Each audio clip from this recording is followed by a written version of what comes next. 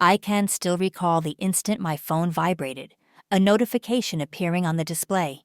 It was a communication from Alex, my spouse of a decade, a message that demolished everything I believed to be true. I'm no longer in love with you. I'm seeking a divorce. From this point forward, all communication will be handled by my legal representative. That was the entirety of it, devoid of explanation or remorse, merely a detached, calculated choice transmitted via text. Initially, I assumed it was a prank, a malicious one at that. My fingers shook as I gazed at the display. Alex was at his workplace, or at least that's where he was meant to be. There had been no prior indications, no nocturnal disputes, no suggestions that he had emotionally disengaged from our relationship. We weren't flawless, but I believed we were stable. So why was he terminating it in such a manner? I attempted to contact him, but there was no response. I sent a text message in return, but received no reply. Bewilderment evolved into apprehension, and subsequently, fury. A decade-long marriage, and this was his method of conclusion? A text message, lacking even the courtesy to confront me directly. I inhaled deeply, compelling myself to maintain composure. Perhaps he was experiencing a personal crisis. Perhaps this was an error. However, something about his phrasing felt peculiar. The immediate cessation of all communication and the instruction to contact his lawyer wasn't merely aloof. It was calculated in advance. My intuition suggested there was more to the situation, and consequently, I contacted his legal representative. The phone rang twice before a resonant, refined voice responded. "This is David Green. How may I assist you?" I cleared my throat, attempting to stabilize my voice. "David, it's Kelly. Alex just messaged me indicating he desires a divorce. You represent him, correct?" There was a silence, an extended pause, a hesitancy that caused my skin to tingle. Then he exhaled abruptly, as if a significant error had occurred. "Mrs. Carter." His tone had shifted, now infused with an urgency that had previously been absent. "Are you indicating that Alex has already initiated divorce proceedings?" A chill permeated my spine. Why was he posing this question to me? Shouldn't he possess this knowledge already? I swallowed. I'm uncertain if he's filed yet. All I received was a text stating it's over and that all interactions must be directed through you. Another pause, followed by a sudden escalation in the lawyer's voice, frantic and alarmed. "Damn it, Alex, you imbecile!" he exclaimed, not directed at me, but at someone in his vicinity. I detected the sounds of papers being shuffled, a chair scraping against the floor. Something was profoundly amiss. When he spoke again, his voice was softer, but hurried, imperative. "Listen to me attentively, Kelly. Have you signed anything? Any paperwork?" I shook my head, despite his inability to see me. "No, nothing apart from the text." "Excellent. Refrain from signing anything, consent to nothing, and for goodness sake, do not communicate with Alex." My pulse throbbed in my ears. "What's occurring?" I inquired. "Why are you shouting?" A door slammed on the opposite end of the line, succeeded by hushed voices. Then David lowered his voice, speaking rapidly. "Kelly, I'm not authorized to disclose this, but your spouse has been concealing information from you, significant information.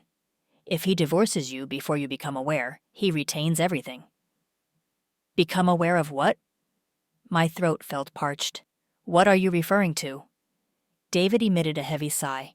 "Look, I must depart, but I'll state this. Alex has made a substantial error, and if he sent that message before I could conclude everything, then you still possess an opportunity to obtain what you're entitled to." "Well, what am I entitled to?" I pressed. But then the line went silent. I drew the phone away from my ear, gazing at the screen in astonishment.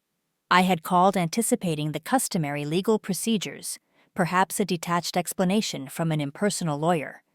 But this? Panic? Apprehension? Concealed information?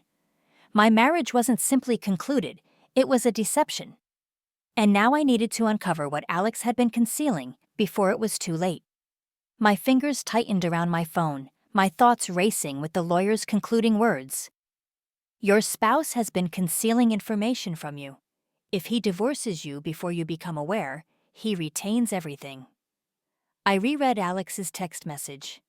It felt different now, less like a detached farewell, and more like a meticulously planned maneuver.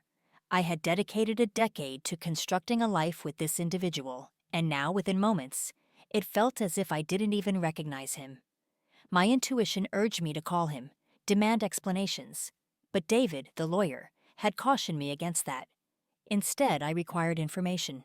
I paced my living room, heart hammering, my mind revisiting the preceding months, searching for anything unusual I might have overlooked. Alex was employed in finance, overseeing investments, and while he had always maintained discretion regarding finances, I never attributed much significance to it. Had he been concealing something all along? I needed to converse with someone who might possess answers. I scrolled through my contacts, hesitating before selecting the one individual who might know something: Lisa. Lisa had served as Alex's assistant for years, essentially managing his office. She and I weren't intimate, but she had always displayed kindness towards me, and she understood Alex's work routines better than anyone. The phone rang once, twice, and then she answered. "Kelly!" Her voice conveyed surprise. "Lisa, hello. Apologies for contacting you unexpectedly, but have you spoken with Alex today?" A brief pause. No, not really. Is everything all right?" I swallowed, compelling my voice to remain composed. He texted me indicating he desires a divorce out of the blue, stating everything will be handled by his lawyer now. Lisa inhaled sharply. "Oh." That was not the response I anticipated. "You were aware, weren't you?" I pressed. Another silence, then finally, I suspected something was occurring. He's been behaving oddly for weeks." My stomach twisted. "Oddly how?" "Secretive," she confessed.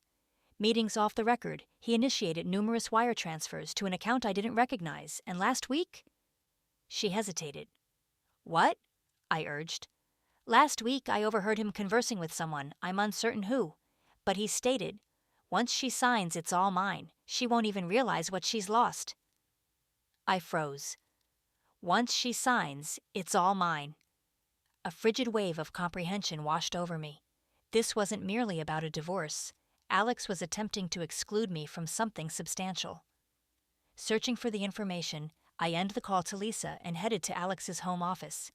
Despite him having moved most of his professional activity online, he has some paperwork stored away. I know how to open it. I lower myself and put in the combination. Upon opening it, I discovered multiple documents of importance. My grip on the pages faltered, and that's when I noticed. Evidence of money. A substantial amount of $8.6 million in an account I had no knowledge of. Surely I must have been mistaken. But no, that was the sum, and it belonged exclusively to him. He had been secretly storing it away over the last year, hiding his wealth. Now it was clear. He timed the divorce to coincide with the unveiling of his deceit. Recollection brought me back to the lawyer's shock. He assumed I was aware of his actions, which I was not. Now I knew why he panicked.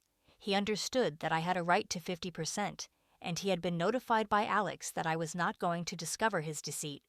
However, I did, and now I intend to use this information. I grabbed my phone, no longer with the intent to contact Alex, but to reach out to the lawyer once again. He has to provide me with answers. I look again at the documents showing $8.6 million. He has been acting for over 12 months. He has been hiding funds for his exclusive use. He desired to leave me without anything. I felt anger, not because of the loss, but because of his betrayal. We were meant to be partners. Whilst I acted with love and trust, he was planning his departure. With my phone in hand, I got through to David. "I need answers." "David," I stated, my tone frigid. "You instructed me to refrain from signing anything, to avoid communication with Alex. You displayed alarm when I contacted you. Now I comprehend the reason." Silence. Then he exhaled sharply. "You discovered it, didn't you?" My fingers tightened around the phone. "The clandestine bank account? Indeed, I discovered it. And I presume there's more. Therefore, David, you should commence providing explanations." "Kelly, listen." No, you listen, I interrupted. Alex attempted to execute this discreetly. He believed I wouldn't notice. He intended to leave me destitute. But now I'm aware of the reality, and you, David, were cognizant all along. He emitted a curse under his breath. All right, he muttered. You desire the unvarnished truth. Here it is. Alex has been orchestrating this divorce for over a year. He's been relocating assets, transferring funds offshore, and establishing legal impediments to prevent you from accessing any portion. I swallowed hard, my fury intensifying. Why? I inquired. Why not simply be forthright instead of betraying me? David sighed. Because he anticipated you would resist, and if you resisted, you would prevail. Inhaled sharply. He was cognizant I was entitled to half. Permit me to speculate. I stated acerbically. He was going to prolong this in court until I became fatigued, accepted a meager settlement, and departed. David hesitated. That was the strategy. I clenched my jaw. That son of a... Not only that, David continued, his voice somber, but he was intending to inform the court that the funds were solely his, that he earned them independently, implying you weren't entitled to a single cent. My stomach twisted in revulsion. He was going to prevaricate. David didn't respond. He didn't need to. I exhaled sharply, compelling myself to think. Alex believed he had already triumphed. He believed he had manipulated me, but now I possessed the advantage. David, I stated deliberately, you're his legal representative. Why are you divulging this to me? A dry chuckle. Because your spouse is a fool. That startled me. He disregards counsel, Kelly, David continued. I cautioned him that this was unlawful. I informed him that if you discovered it, it would have severe repercussions. But Alex believed he was invulnerable, that you'd simply lament for a few weeks and sign the documents. He sighed. I suppose he neglected to consider the woman he married. I smirked despite myself. That's where he committed his most significant error, I murmured. David hesitated. Kelly, I shouldn't be divulging this, but if you strategize effectively, you could utterly destroy him. My grip on the phone tightened. Continue, I urged. You possess something more potent than currency, David stated. You possess evidence, the bank statements, the transfers, the concealed funds. And if you present this in court, the judge will discern his deception. Implying? Implying Alex won't merely forfeit the funds, he could confront legal repercussions for financial deception. Deception. I closed my eyes, allowing that term to register. I had been prepared for a dispute over assets. But this was more substantial than I had ever envisioned. A gradual, calculated smile spread across my lips. I had cherished Alex once, but after everything he had perpetrated, he would suffer the consequences. I had always acted honorably, always believed in ethical conduct, but now I was prepared to triumph. I inhaled deeply and reached a decision. I wasn't merely going to contend for what was rightfully mine. I was going to obliterate him. I terminated the call, my pulse throbbing. David had just substantiated my gravest apprehensions. Alex hadn't merely blindsided me with the divorce. He had been scheming, orchestrating it for over a year, transferring funds, establishing legal snares, and manipulating the system to leave me destitute. He believed I wouldn't resist. He believed I wouldn't discover it, but now I was cognizant of everything, and I wasn't succumbing without a struggle.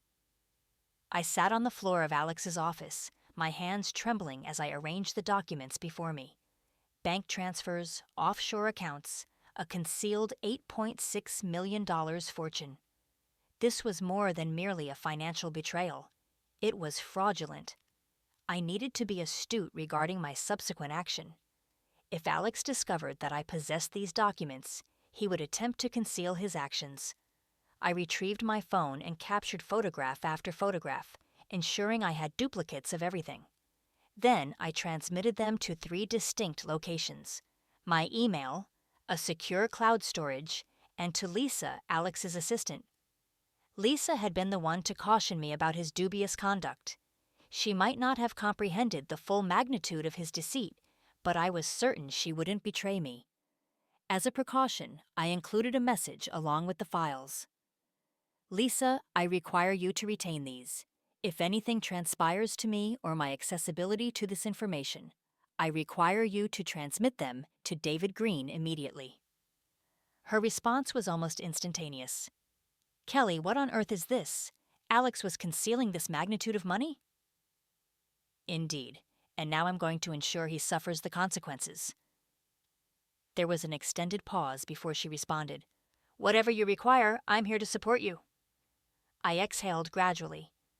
Excellent, because I was about to initiate a conflict. I was cognizant Alex was residing at his company's penthouse downtown. He was evading me, believing that by the time I received the official divorce documentation, I would be too desensitized, too exhausted to resist. But he had underestimated me. I seized the bank statements, concealed them in my purse, and proceeded directly to the penthouse. Upon reaching the building, the doorman recognized me and permitted me entry without hesitation. Alex was in for a revelation. I ascended in the elevator, my heart throbbing. Upon reaching the door, I didn't knock. I utilized the key card he had neglected to retrieve. The instant I entered, I observed him seated on the sofa, beverage in hand, appearing utterly composed, as if he hadn't just attempted to devastate my life. When he observed me, his countenance twisted in annoyance. Kelly, he stated, placing his glass down. What on earth are you doing here? I advanced and tossed the stack of bank statements onto the table. He glanced down at them, then back up at me, his face paling. Where did you acquire these? I folded my arms. You genuinely believed I wouldn't discover it? He emitted a forced laugh. Kelly, you don't comprehend. Oh, I comprehend flawlessly, I interrupted him. I comprehend that while I was being a devoted, affectionate spouse, you were funneling millions into an account solely under your name. I comprehend that you believed you could file for divorce, leave me destitute, and depart unscathed. His jaw clenched. This is none of your concern. I laughed, but there was no mirth in it. None of my concern? We are wedded, Alex. That signifies half of everything you possess is legally mine. His eyes darkened. Not if I can substantiate that the funds were exclusively mine. I advanced closer, lowering my voice. And how do you believe a judge is going to react when they observe these? I tapped the documents. Transfers executed during our marriage, accounts you never disclosed, funds you were legally obligated to share. His countenance twisted with fury. You possess no substantiation that I interrupted him again. I possess ample substantiation, and more significantly, I smiled, I possess David. He froze. For the first time, I perceived apprehension in his eyes. David wouldn't... Oh, but he did. I smirked. Your own legal representative divulged everything to me. How you intended to prevaricate. How you believed you could prolong this in court until I conceded. Alex's hand clenched into a fist. That imbecile is cognizant you erred, and he's cognizant that I possess a legal entitlement to half of everything you attempted to conceal. For a moment he remained silent, merely gazing at me. Then his lips curled into a sneer. You believe you've triumphed. His voice was subdued, menacing. This isn't concluded, Kelly. I retrieved the documents and retreated towards the door. You're correct, I stated. It's merely commencing. Then I turned and departed, leaving him to flounder in the predicament he created. Alex believed he could intimidate me. That sneer, the manner in which he spat out, "This isn't concluded, Kelly," as if I was supposed to retreat and permit him to prevail. However, he neglected to realize something. I wasn't the identical woman he had underestimated all these years. This time I was pursuing everything I was entitled to. The morning following our encounter, I proceeded directly to David Green's office. He looked up from his desk, massaging his temples. Kelly, he sighed. I anticipated your return. I deposited a folder onto his desk, the one replete with evidence. You informed me I could obliterate him. I stated coolly. Let's ensure that transpires. David's eyes flicked down to the documents. He gradually opened the folder, perusing the pages. I observed as his expression solidified. "You've been occupied," he muttered. "I don't squander time." He emitted a breath, shutting the folder. "All right, permit me to be unequivocal regarding what this signifies." He sat back in his chair, steepling his fingers. "Alex isn't merely confronting the forfeiture of funds, he's confronting potential deception charges." I nodded. And, David continued, "if we present this in court, he's doomed. Not only do you obtain half, but the judge will consider his endeavors to conceal assets. That signifies he could conclude paying you more than merely the 50%. I smiled. "Excellent." David hesitated. "Kelly, Alex is currently desperate. He's not going to succumb without a struggle." I leaned forward. "Neither am I." That afternoon, we initiated a legal motion against Alex, not merely for divorce, but for deception, financial impropriety, and deliberate misrepresentation. It didn't require much time for the information to reach him. The initial call originated from an unfamiliar number. I answered. "You lunatic!" Alex's voice erupted through the speaker, enraged. I smirked. "Salutations, darling. Did you miss me?" "You proceeded to the court? Are you demented?" I leaned back in my chair. "I surmised since you desired everything to be conducted through legal representatives, I'd render it official." His respiration was labored, as if he was barely maintaining composure. "You have no comprehension of what you're undertaking." "Oh, I comprehend precisely what I'm undertaking, Alex," I stated, my voice frigid. "I'm reclaiming what's rightfully mine." Silence. Then, he executed something unanticipated. He laughed. A somber, acrid laugh. "You believe you've triumphed. This is merely a diversion to you, isn't it?" I tilted my head. "No, Alex, this is rectitude. And you manipulate it yourself." 2 weeks subsequently, we were in court. Alex had managed to procure a legal representative, some glib, supercilious individual who evidently believed this would be an effortless victory. He was mistaken, because when the judge scrutinized the bank statements, the transfers, and the concealed accounts, his entire demeanor altered. "Mr. Carter," the judge stated, narrowing his eyes, "would you care to elucidate why you neglected to disclose these assets during the divorce filing?" Alex shifted in his seat.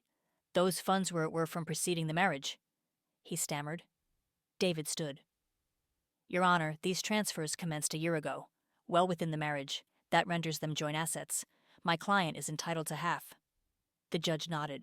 I stole a glance at Alex. His face was pallid, his jaw clenched so tightly I believed it might fracture. He was forfeiting, and he was cognizant of it. Then David delivered the conclusive blow. "Your Honor, given the deliberate endeavor to conceal assets, we would additionally like to request punitive damages." Alex's legal representative leapt up. "Objection." "Overruled," the judge stated sharply. He turned to Alex. "Given the evidence, I am predisposed to rule in favor of Mrs. Carter. Not only will she receive half of all assets, but given the endeavor to perpetrate deception, she is entitled to a supplementary financial settlement." Alex's hands curled into fists. I observed, my heart throbbing, as the judge delivered his ruling. Alex would forfeit everything, not merely half more, due to his own avarice, because he believed he could manipulate me. But now, I was the one who had triumphed. The court adjourned, and I gathered my belongings. As I stepped into the hallway, I detected footsteps behind me. "Kelly?" Alex's voice was raspy. I turned to confront him. He appeared desolate, like an individual who had just comprehended he forfeited the conflict. "Don't do this," he muttered. "You already obtained what you desired." I scrutinized him for a moment, then I leaned in and whispered, "No, Alex, you obtained what you merited." His countenance twisted, and with that I departed, leaving him behind, this time permanently. I exited the courthouse that day with my head held erect, the burden of a decade of treachery finally alleviating from my shoulders. Alex. He exited a shattered individual. The judge's ruling had been ruinous for him. Not only did I obtain half of everything, I obtained more. The deception charges tipped the scales in my favor, and the supplementary settlement signified that I was departing with a fortune. Alex, conversely, was departing with nothing. The ensuing weeks were a spectacle. Information disseminated rapidly. Alex had forfeited, and in his realm of high finance and power-hungry investors, forfeiture signified vulnerability. I learned through the grapevine that his business experienced a precipitous decline. Investors withdrew, clients ceased trusting him, and his once flourishing empire commenced to disintegrate. He endeavored to maintain it, but ultimately, he possessed no funds remaining to contend. Without the concealed funds, without his fortune, he was submerged. And the conclusive nail in the coffin: he had to vend his penthouse, the identical location where he had sneered at me, so self-assured that he possessed everything under control. Now it was relinquished. I discovered through Lisa, who was still employed at his firm, that he had a paramour all this time. She abandoned him the instant the funds depleted. Evidently, his paramour had been anticipating an opulent lifestyle once I was excluded from the picture. Instead, she obtained a destitute, disgraced deceiver. One day, she simply vanished, obstructed his number, and proceeded to wealthier prey. Alex had relinquished everything for her, and ultimately, she had abandoned him with nothing. Poetic retribution. As for me, life had never been more favorable. With the settlement, I was capable of acquiring my idyllic residence. Not a penthouse, not some ostentatious trophy residence. No, a exquisite, serene abode, one that felt like home. For the first time in years, I felt liberated. No more treading on eggshells, no more self-doubt, no more questioning if the individual slumbering beside me was prevaricating through his teeth.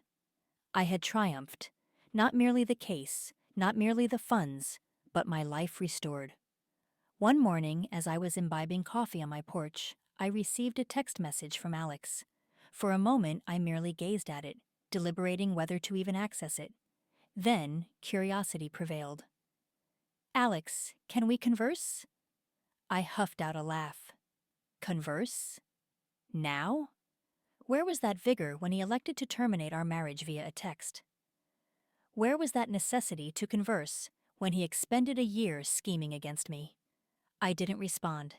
Instead, I typed out something concise. Me. No necessity. I've already articulated everything I needed to. Have a pleasant existence, Alex. Then I obstructed his number permanently.